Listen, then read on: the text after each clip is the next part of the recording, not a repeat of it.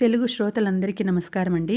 మన అలనాటి కథలు ఎవర్ గ్రీన్ స్టోరీస్ ఛానల్‌కి మీ అందరికీ స్వాగతం. 'ప్రణయ సమీరం' అనే చిన్న కథను వినేద్దామండి. రచన శ్రీమతి శైలజ గారు.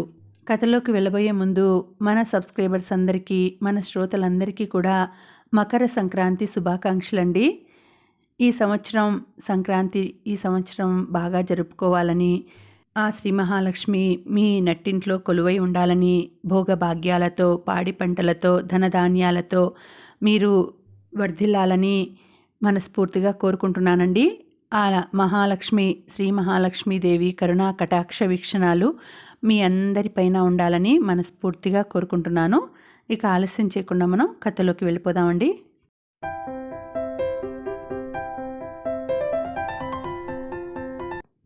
13 సమీర ఎప్పుడూ ఆడుతూ, గెంతుతూ ఒక చైతన్య స్రవంతిలాగా ఉంటుంది. ఆ వీధిలో తన ఈడు స్నేహితులు లేకపోయినా చిన్నపిల్లల్ని పోగేసుకుని ఆడుకుంటుంది. తండ్రి రాజేంద్ర మహాపాత్ర రైల్వేస్లో క్లర్క్, తల్లి దీప గృహిణి. అప్పుడే విచ్చుకుంటున్న పరువాలతో ముగ్ధమోహనంగా చూపరులను కట్టిపడేసే అందం ఆమె సొంతం. ఎదురింట్లో కొత్తగా దిగింది ఓ కుటుంబం. సమీరకి ఎంతో కుతూహలంగా ఉంది. ఎవరా అని. 3 రోజుల తర్వాత వాళ్ల సామాను పెద్ద ట్రక్కులో వచ్చింది. తనకన్నా పెద్ద అమ్మాయి, నూనూగు మిసాల అబ్బాయిని చూసి తన వయసు వారు కాదని నీరసపడిపోయింది. అయినా అటువైపు కన్ను వేసి ఉంచటం మానలేదు. ఒక వారం తర్వాత ఉదయం 9:30కి ఎదురింటాయన వచ్చి తండ్రి గురించి అడిగారు సమీరని. డాడీ ఇప్పుడే ఆఫీస్కి వెళ్ళిపోయారు. సాయంత్రం 6 గంటలు దాటాక రండి అంకుల్ అంది. ఆయన చిరునవ్వుతో, నేను మీ నాన్నగారితో పాటు పనిచేస్తున్నా. నా స్కూటర్ స్టార్ట్ అవ్వలేదు, అందుకని మీ నాన్నగారితో వెళ్దామనుకున్నా అని వెళ్ళిపోయారు. అప్పుడు గుర్తుకొచ్చాయి సమీరకి తండ్రి తల్లితో అన్న మాటలు. మా కొత్త ఆఫీసర్ గారు ఎదురింటిలో దిగుతున్నారు. ఆయనకి ఒక అమ్మాయి, ఒక అబ్బాయి. ఆయన ఖరగ్పూర్ నుంచి ప్రమోషన్ మీద వైజాగ్ రాబోతున్నారు అని.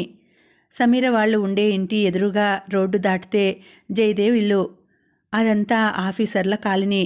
అన్ని ఇళ్ళు ఒకే రకంగా ఉంటాయి. ఈ కొత్త ఆఫీసర్ గారి పేరు జయదేవ్ జెనా. ఆయన భార్య సంగీత, వారి అమ్మాయి అదితి, అబ్బాయి అశోక్. అమ్మాయి భువనేశ్వర్లో బీఎస్సీ ఫైనల్లో ఉంది. అబ్బాయి వైజాగ్ వచ్చాక ఇంటర్లో చేరాడు. సమీర అన్న సౌరభ్ కూడా ఇంటర్. అశోక్తో మంచి స్నేహం కుదిరింది అతనికి. 2 కుటుంబాలు బాగా కలిసిపోయాయి. 8వ తరగతి చదివే సమీర రెండిళ్ల మధ్య తిరుగుతూ సరదాగా ఉండేది. జయదేవ్ సంగీతలకి అందంగా, చురుకుగా ఉండే సమీర అంటే చాలా ఇష్టం. అదితి హాస్టల్లో ఉండేది. సెలవులకి వచ్చేది ఆమె. మితభాషి కావడంతో ఎక్కువగా మాట్లాడేది కాదు ఎవరితో. అందువల్ల సమీర కూడా తనతో అంత చనువుగా ఉండలేకపోయేది. ఏదో పొడి మాటలు తప్ప పెద్దగా మాటలుండేవి కాదు వారిరువురి మధ్య. 2 కుటుంబాలు సెలవు దొరికితే వైజాగ్ చుట్టుపక్కల ప్రదేశాలు తిరిగేవారు. మధ్య మధ్యలో కలిసి భోజనాలు, విహారయాత్రలు. ఒకే కుటుంబంలా ఉండేవారు. అందంగా, ముద్దుగా, తెల్లని తెలుపుతో హుషారుగా తిరిగే సమీర అంటే అశోక్కి చాలా ఇష్టం. కానీ తన ఇష్టాన్ని పైకి కనపడనీయలేదు ఎప్పుడూ. సాయంత్రం అయితే చాలు మగపిల్లలందరూ అశోక్ వాళ్ళుండే ఇంటి పక్కన ఖాళీ స్థలంలో క్రికెట్ ఆడేవారు. తన 7 పిల్లలు లేనందున వీళ్ల జట్టులో చేరడానికి ఎంతో ప్రయత్నించేది సమీర. కానీ ఆడనిచ్చేవారు కాదు. అయినా ఎప్పటికైనా ఛాన్స్ ఇవ్వకపోతారా అనే ఆశతో దూరంగా కొట్టిన బంతిని పరుగున వెళ్ళి తెచ్చి ఇవ్వడం, తాగడానికి మంచినీళ్లు కావాలంటే తెచ్చివ్వడం లాంటివి చేసేది. అయినా కూడా తను ఆడతానంటే వాళ్ళు ఛాన్స్ ఇచ్చేవారు కాదు. ఒకరోజు అశోక్ కొట్టిన బంతి అశోక్ వాళ్ళ ఇంట్లో పడింది. బంతిని తెమ్మంటే పక్కింటి పిల్లలతో కబుర్లు చెప్తూ మీరే తెచ్చుకోండి అని పెడసరంగా అంది. సౌరభ్ ఆమె తల మీద మొట్టి, ఈసారి బంతి ముట్టుకున్నావో చూడు అని తనే వెళ్ళి తెచ్చాడు. చీకటి పడటం, తండ్రులు ఇంటికి తిరిగి వచ్చే సమయం కావడంతో అందరూ ఇంటి దారి పట్టారు.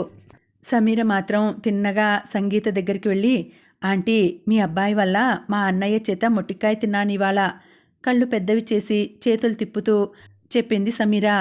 ఆమె హావభావాలు చూసి అందరూ నవ్వేశారు. ఇంతలో జయదేవ్, చదువుకోవడం లేదా నువ్వు? పరీక్షలెప్పుడు అని అడిగారు.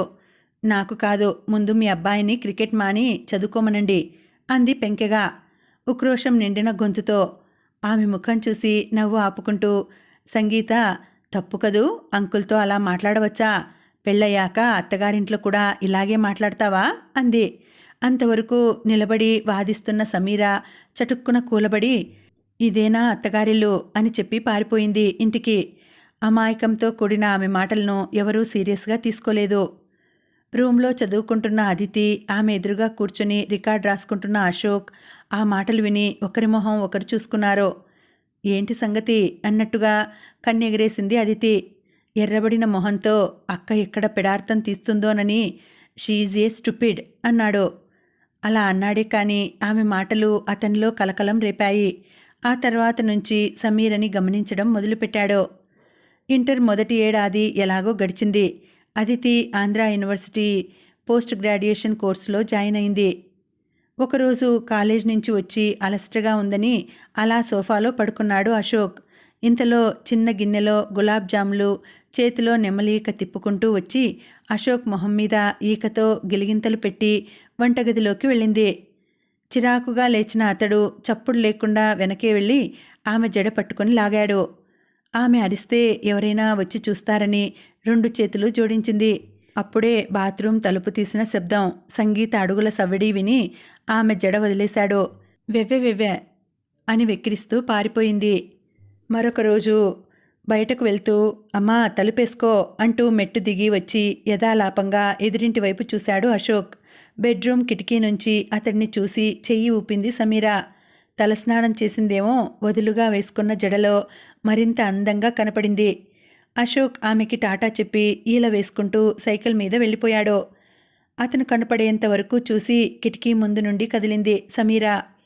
నవ యవ్వనంలో ఉన్న వారిద్దరికీ ఒకరంటే ఒకరికి తెలియని ఇష్టం చోటు చేసుకుంది. స్వతహాగా బిడియస్తుడు.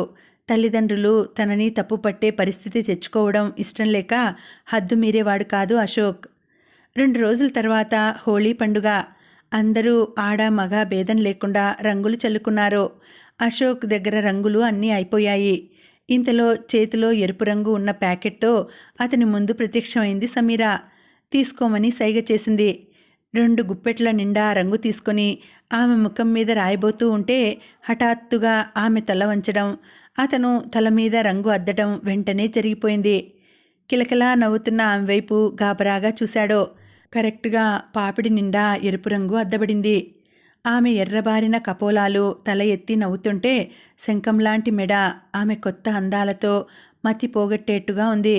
కళ్ళు తిప్పుకోలేకపోయాడు అశోక్. అప్పుడే అశోక్ని వెతుక్కుంటూ సౌరభ్ వచ్చాడు.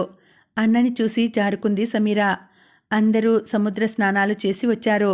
ఆమె అక్కడ కూడా తన చిలిపితనంతో సందు దొరికినప్పుడల్లా ఎవరూ చూడకుండా అశోక్ని కవ్విస్తూనే ఉంది. ఆమె చిలిపి చేష్టలకి కొంచెం ఇబ్బంది అనిపించినా అతని మనసు మాత్రం ఆనందంతో పులకరించింది. సాయంత్రం అందరూ సరదాగా జయదేవ్ ఇంట్లో కలిశారు. సంగీత, దీప, అదితి వంటగదిలో డిన్నర్ ప్రిపేర్ చేస్తున్నారు. మగవారిద్దరూ చదురంగం ఎత్తులతో బిజీ. సౌరభ్ కోసం వాళ్ళ ఇంటికెళ్ళాడు అశోక్. హాల్లో ఎవరూ లేరు. లోపలికి వెళ్ళాడు. అక్కడ నలుపు రంగు షిఫాన్ చీర, నల్లని బ్లౌజ్, నల్ల బొట్టుతో కనుబొమ్మలు దిద్దుకుంటూ అద్దం ముందు సమీర. మీ అన్నయ్య ఏడి అని అడిగాడు. పక్క రూమ్ బాత్రూంలో స్నానం చేస్తున్నాడని సైగ చేసింది. అతను హాల్లో కూర్చుని పేపర్ చూడసాగాడు. ఇంతలో సమీర పేపర్ లాగేసి ఎలా ఉన్నాను అంది. చూసిన వాళ్ళు బుర్ర తిప్పుకోలేరు అన్నాడు. అందరి బుర్రలు తిరిగినా నీ బుర్ర మాత్రం తిరగదుగా అంది. పక్కన టేబుల్ మీద ఉన్న పాత నల్ల పూసల దండ తీసి మెడలో వేసి ఇప్పుడు చూసుకోపో అని పక్కున నవ్వాడు. ఆ దండ పాతదిగా అక్కడక్కడ పూసలు విరిగి నలుపు రంగు కోటింగ్ పోయి అంత మంచి ఆహార్యానికి దిష్టి చుక్కలా ఉంది. ఆమె ఏమాత్రం తగ్గకుండా వెంటనే కొంగు తీసి తల మీద కప్పుకొని అతని పాదాలని 2 చేతులతో ముట్టి ఆశీర్వదించు మరి అని నవ్వుతూ అంది చిలిపిగా. ఊహించని ఈ చర్యకి ప్రతిగా ఒక్క ఉదుటున గెంతి కాళ్ళు సోఫాలో పైకి లాక్కున్నాడు. ఏయ్ ఏంటిది అన్నాడు కంగారుగా.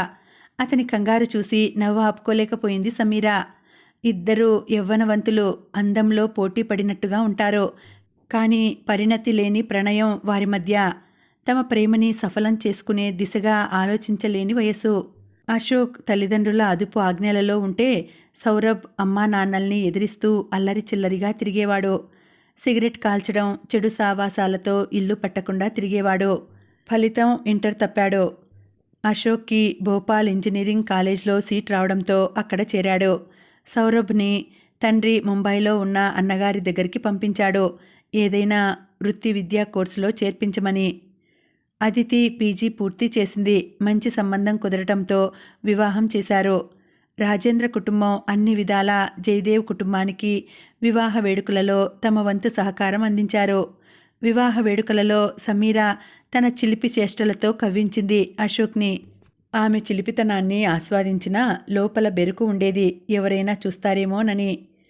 సెలవులకి వచ్చిన అశోక్కి సమీర అప్పుడే విచ్చుకుంటున్న గులాబీ మొగ్గలాగా కనపడింది. ఇద్దరికీ తెలుసు ఒకరంటే ఒకరికి ఇష్టమని, కానీ చెప్పుకోలేకపోయారు. వింత ఏంటంటే బహిరంగంగా వీరిద్దరూ ఏనాడు బయటపడకపోవడంతో ఇరు కుటుంబాలకి అనుమానం రాలేదు. 2వ సంవత్సరం పరీక్షలు రాసి సెలవులకి వైజాగ్ వచ్చాడు అశోక్.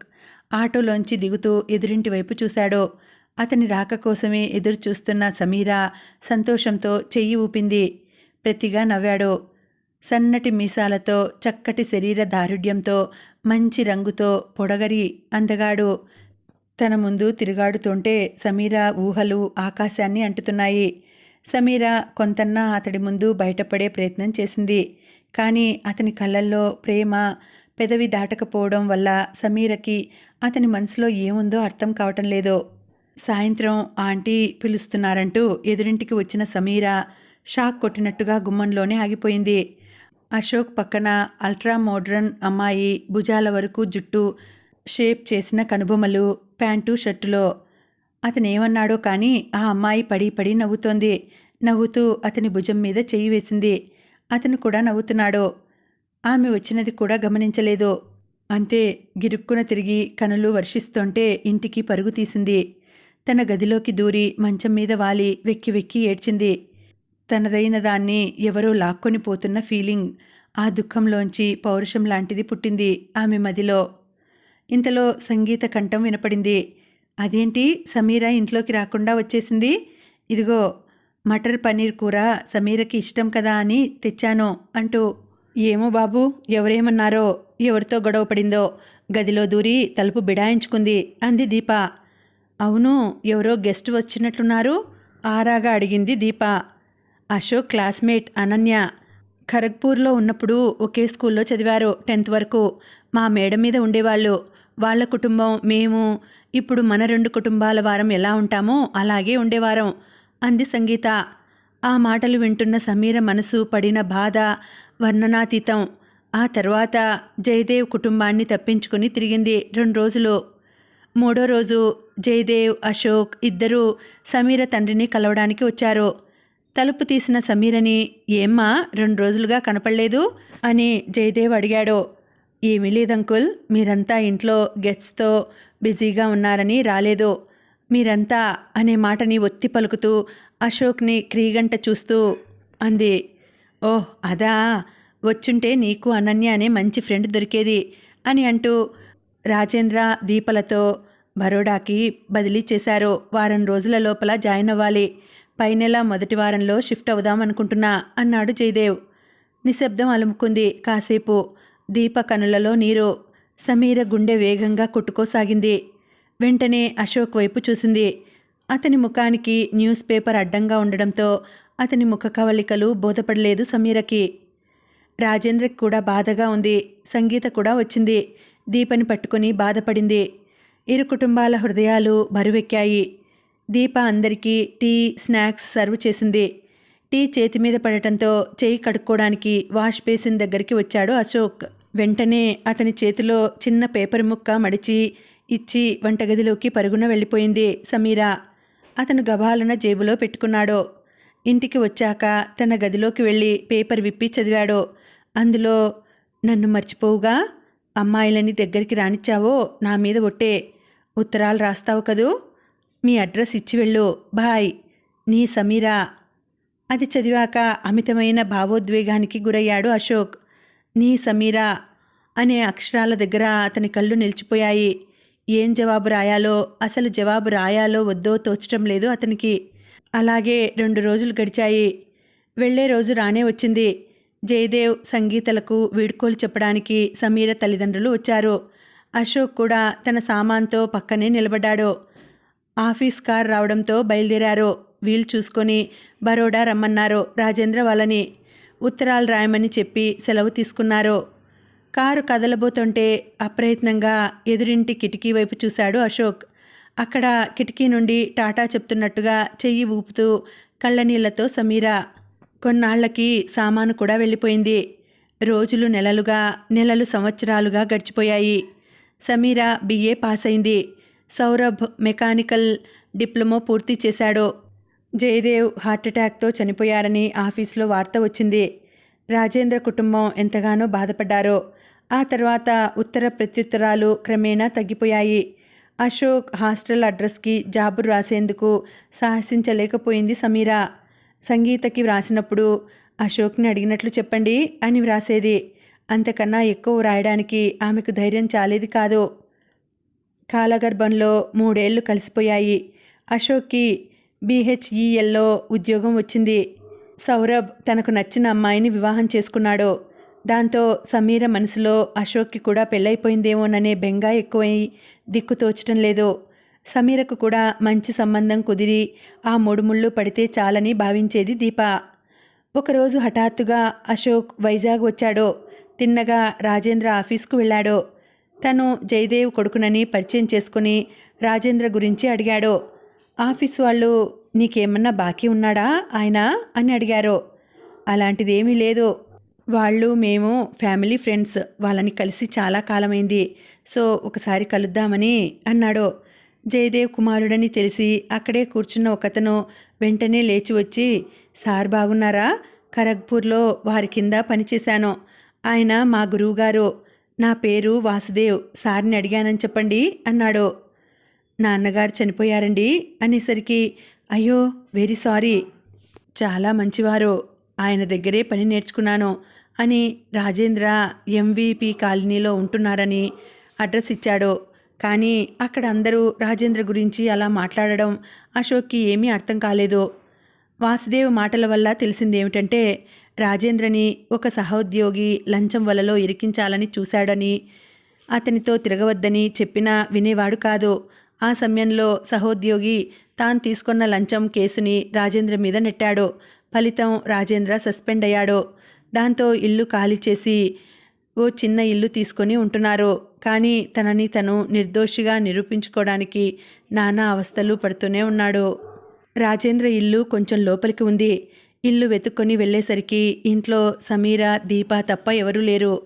దీప అశోక్ని చూసి సంతోషపడింది. తను హైదరాబాద్లో BHELలో పనిచేస్తున్నానని, తండ్రి పోయాక తల్లి తన దగ్గరే ఉందని, అదితికి 2 బిడ్డలని తమ వివరాలు చెప్పాడు అశోక్. జయదేవ్ చనిపోయారని తెలిసి తాము ఎంత బాధపడింది తెలిపింది దీప. వంటగదిలో దీప వంట చేస్తూ మాట్లాడుతోంది. ఆ పక్క గది గుమ్మం దగ్గర సమీర కాలి బొటనవేలితో నేల మీద సున్నాలు చుట్టూ అతని రాకకి కారణం ఏమిటా అని అంచనా వేస్తోంది. అంకుల్ ఏరి ఆంటీ అని అడిగాడు చుట్టూ చూస్తూ. సమీరకి మంచి సంబంధం వచ్చింది. కాబోయే మామగారు ముహూర్తాలు పెట్టించామని మాట్లాడటానికి రమ్మంటే అంకుల్ కటక్ వెళ్ళారు. రేపు వస్తారు. వియ్యాల వారిది మంచి జమీందారీ కుటుంబం. బాగా ఆస్తులున్నాయి. ఒక్కడే కొడుకు. ఆ అబ్బాయి తల్లి తండ్రి ఏదో పెళ్లిలో సమీరని చూశారట. అంతే, వెంటనే మా ఇంటికి వచ్చి మాట్లాడారు. అంతా దాని అదృష్టం. లేకపోతే మేముండే పరిస్థితులకి ఇంత గొప్ప సంబంధం తేగలిగే వాళ్ళమా? సంతోషంతో చెప్పుకుపోతోంది దీప.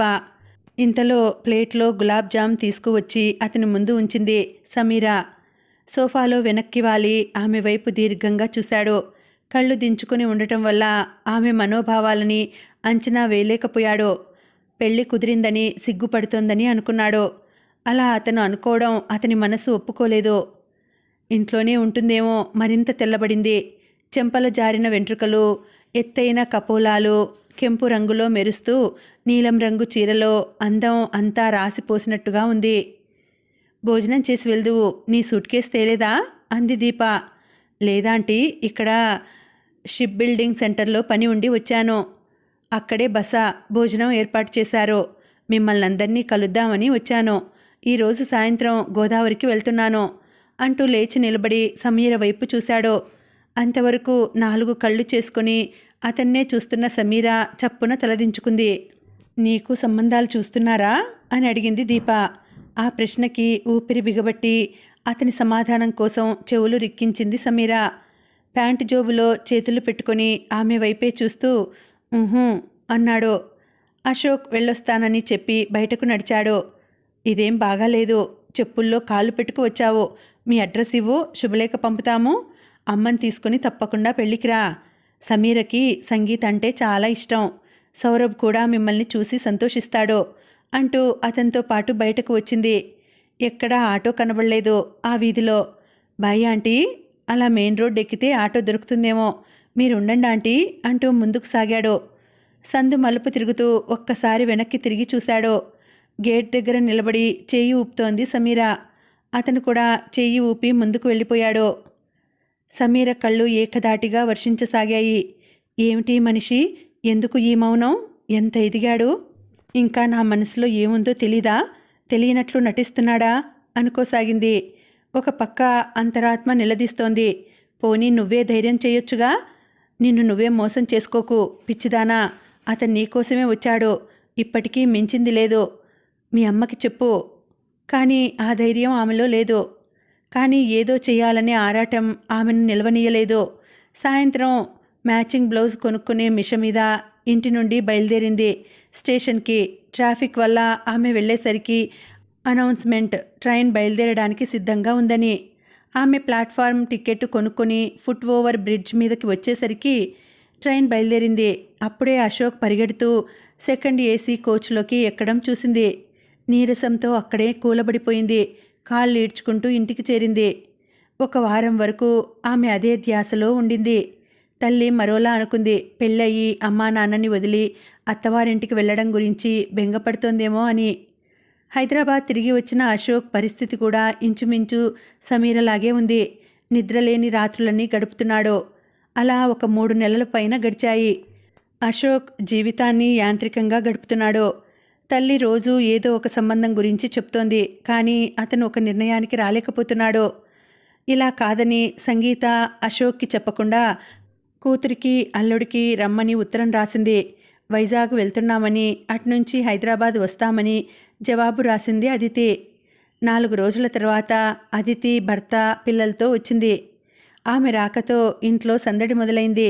అశోక్కి కూడా పిల్లలు మామయ్య అని తన వెనక తిరగడం, ఇది కావాలి అది కావాలి అనడం, వాళ్ళకి అన్నీ కొనడంలో ఎంతో ఆనందం పొందుతున్నాడు.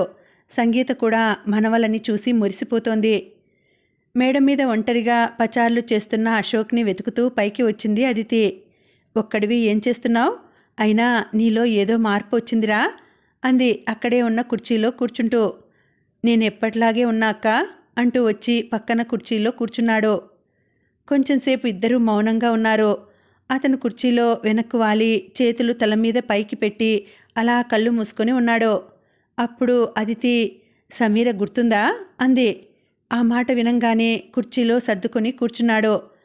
ఆమె ఇంకా ఏం చెప్తుందా అని ఆమె వైపు దృష్టి సారించాడు. 4 రోజుల క్రిందట వైజాగ్ వెళ్ళాము. మొన్న బీచ్లో సమీర కనిపించింది. నన్ను చూసి పరిగెత్తుకు వచ్చింది. అందంగా అలాగే ఉంది అంది. వెంటనే అశోక్, అదేంటి, తనకు వివాహమైంది కదా గబుక్కున అన్నాడు. లేదురా, ఆ అబ్బాయి కొంచెం విలాసవంతుడట. అంకుల్ వాళ్ళు పెళ్ళికి అన్నీ రెడీ చేసుకున్నాక తెలిసిందట అతని క్యారెక్టర్ మంచిది కాదని. అందుకని ఆ సంబంధం వద్దని చెప్పారట. ఆ కోపంతో వాళ్ళు మరే సంబంధాన్ని కుదరనివ్వటం లేదట. అంకుల్ ఆంటీని కలుద్దామనుకున్నా, వీలవలేదు అంది అదితి. కొంచెంసేపు అక్కా తమ్ముళ్ళు ఏమీ మాట్లాడుకోలేదు. అశు సమీరని అంత ఇదిగా ప్రేమిస్తూ తనని నిదాన్నిగా చేసుకోకుండా ఎలా ఉన్నావురా? సమీర ఆడపిల్లయి ఉండి మనసు విప్పి నాకు చెప్పింది. అశోక్ ముఖం వంగిపోయింది. మేమున్న హోటల్కి వచ్చి నిన్ను ఎంతగా కోరుకుంటుందో సిగ్గుపడకుండా నాకు మీ బావగారికి చెప్పింది. ఇంకా రెండో ఆలోచన పెట్టుకోకు, మనం రేపే వెళ్ళి అంకుల్ ఆంటీలని కలుద్దాం అంది. ఒక్కసారి మబ్బులు వీడినట్లయింది అశోక్కి. అదితి భర్త కూడా మేడ మీదకి వచ్చాడు. అతనికి అర్థమైంది అదితి అన్నీ చెప్పిందని. అశోక్ భుజం తడుతూ, ఆలస్యం అమృతం విషం. ఇంకా మీనమేషాలు లెక్కించక పెళ్లి బాజాలు మోగనివోయ్ అన్నాడు గట్టిగా ఊపిరి తీసుకొని ఇద్దరి చేతులు పట్టుకొని. థ్యాంక్ యూ అంటూ ఆనందంతో ఊపసాగాడు. పద అమ్మకి శుభవార్త చెప్దాం అంది అదితి. ఆనందంతో వెలిగిపోతున్న వారి ముఖాలను చూసి అశు త్వరగా సమీరని కోడలిగా తీసుకురారా అంది ఏ ఉపోద్ఘాతం లేకుండా. ఆ తర్వాత అన్నీ జెట్ స్పీడ్లో జరిగిపోయాయి. ఆమె పాపిటన సింధూరం అద్ది అగ్నిసాక్షిగా తన దాన్ని చేసుకున్నాడు. అంతా హడావిడి తగ్గి ఇల్లు నిశ్శబ్దంగా ఉంది. సంగీత కొత్త జంటకి ఏకాంతం కల్పించటం కోసం అదితితో వెళ్ళింది. పండు వెన్నెల కింద ఏకశయ్యాగతులైనారు. రంగురంగుల గాజులతో నిండి గోరింటతో పండిన చేతిని తన చేతితో బంధించిన అతనితో, హమ్మయ్య ఇక మీదట వెళ్ళిపోతున్న ట్రైన్ వెనుక పరుగు పెట్టే కలలు రావు నాకు అంది. అదేంటి ఆశ్చర్యంగా అడిగాడు. ఏమో, మీరు వైజాగ్ వదిలిపెట్టినప్పటి నుంచి ఇదే కల వెంటాడేది. ఎప్పుడూ ట్రైన్ మిస్ అవ్వడం, వెంటనే మెలకువ వచ్చేది, మరి నిద్ర పట్టేది కాదు. అయినా నాకు నీ మీద చాలా కోపంగా ఉంది. మగవాడివై ఉండి కొంచెం కూడా చొరవ తీసుకోలేదు అంది కొంచెం అలుక చూపుతూ. అతను ఆమె చేతికి ఒక చెక్క బరిన ఇచ్చి మూత తెరవమని సైగ చేశాడు.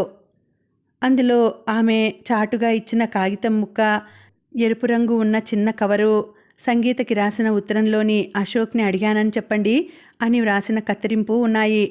ఆమె ఎంతో ఉద్వేగానికి లోనైంది.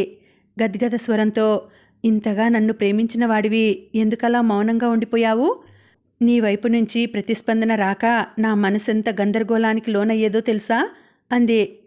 ఇంత అందాల రాశికి అందమైన జీవితం ఇవ్వాలంటే నన్ను నేను నిరూపించుకోవద్దు?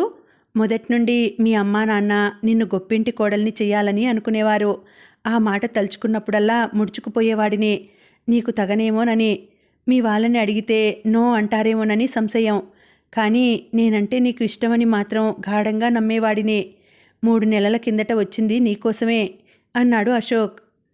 ఆమె వైపు తిరిగి తల కింద ఎడమ చెయ్యి పెట్టుకుని కుడి చేతి చూపుడు వేలితో ఆమె ముక్కు రాస్తూ, ఈ కలల రాణిని నా ఇంటి ఇల్లాలని చెయ్యండి అని అడగడానికి వస్తే మీ అమ్మగారు చెప్పింది విన్నాక ఇంకా ఏమని అడగని చెప్పు? అవునా, నీకోసం నేను స్టేషన్కి వచ్చాను తెలుసా? నేను వచ్చేసరికి ట్రైన్ కదిలిపోయింది. నువ్వు రైలెక్కడం కూడా చూశాను. కల ఇలా నిజమైందేనని బెంగపడ్డాను. ఒకవేళ మీ అక్క బావ వైజాగ్ రాకపోయుంటే, నేను కలవలేకపోయుంటే మన జీవితం ఏమయ్యేదో ఓహ్ ఊహించడానికే భయంగా ఉంది. అతని చేతిని గట్టిగా పట్టుకుంటూ అంది. ఆమె కనుల నిండా నీరు. ప్లీజ్ ఈ సంతోషాన్ని ఇలాగే ఉండని, చివరికి ఒకటయ్యాం కదా అన్నాడు ఆమెను తన ఎదలో దాచుకుంటూ. ఎవరింట్లోనో రేడియోలో బహారో ఫూల్ బర్సావో మేరా మెహబూబ్ ఆయా హై రవి గలంలో వినిపిస్తోంది. శుభం సమాప్తం. మళ్ళీ వచ్చే వీడియోలో కలుసుకుంటానండి. అంతవరకు సెలవు. నమస్తే.